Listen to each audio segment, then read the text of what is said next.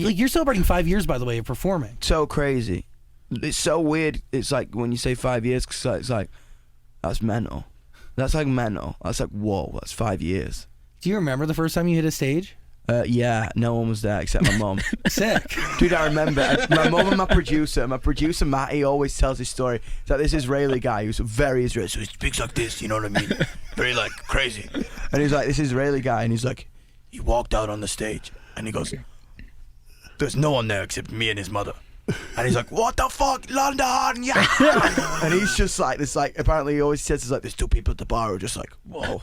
And then he's like, I see him 2 years later walk out to Brixton Academy and to 5,000 people, and he's like, London, in the same way. And he's like, oh my God, that's how he says it.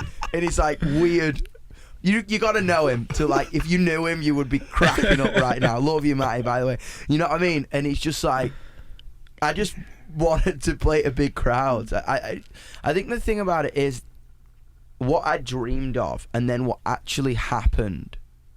What actually happened was so much more beautiful and had so much more substance to what you dream of. Yeah. Because you see it so surface level. All you want to do is be in a pair of leather pants playing to 10,000 people. Like Freddie or Mick or whatever. But you don't realise how beautiful and turbulent and crazy the journey actually is until you're in it.